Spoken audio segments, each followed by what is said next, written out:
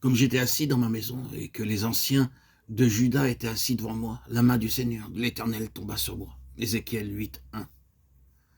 Alors que nous revenons à Ézéchiel 8, nous constatons qu'il y a de nouveau conformité avec la pensée des visions de Dieu. Nous trouvons ici un message de délivrance pour nous. Mais nous voulons auparavant savoir tout ce que le Seigneur veut nous dire à notre sujet. Plus il agira profondément en nous, plus il y aura de place pour lui dans notre cœur.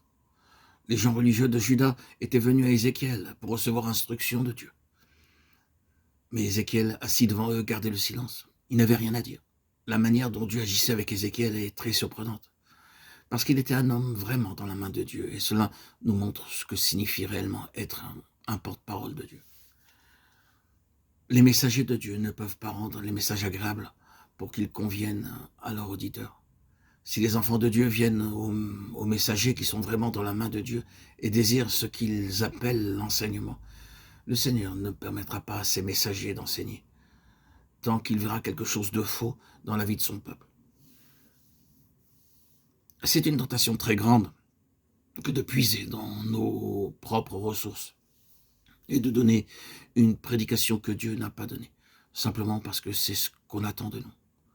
Les gens religieux de Juda étaient venus à Ézéchiel pour entendre la parole de Dieu. Et comme ils étaient assis, la main du Seigneur tomba sur Ézéchiel et Dieu dit « Je vais te montrer ce qui ne va pas ». Alors il lui donna un message très saisissant. Si pour Ézéchiel la crainte de l'homme avait été plus réelle que la crainte de Dieu, il n'aurait pas pu être fidèle à Dieu et donner un tel message. Ézéchiel raconte ainsi son expérience.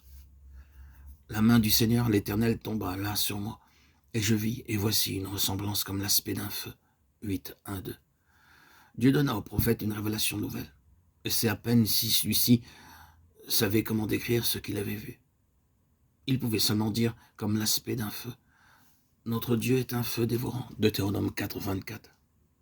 Nous avons besoin aujourd'hui de messagers de Dieu, capables de dire « Ainsi parle l'Éternel ». Et non pas « Je pense ceci ou cela ».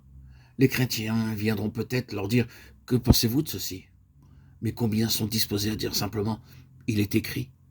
Le monde est dans la confusion à cause du grand nombre de voix. Oh, combien les âmes désirent intensément un « Ainsi parle l'Éternel », suivi de la puissance de Dieu pour confirmer sa parole. La main de l'Éternel tomba sur Ézéchiel. Ce ne fut pas que sous la pression de la main de Dieu qu'il put affronter les anciens de Juda et leur donner le message le plus terrible qu'ils pouvaient entendre en relation avec le péché dans leurs choses saintes. Ils vivaient tranquilles, tout allait bien. N'était-il pas le peuple de Dieu? Et voici cet homme qui leur parle de Dieu comme d'un feu dévorant.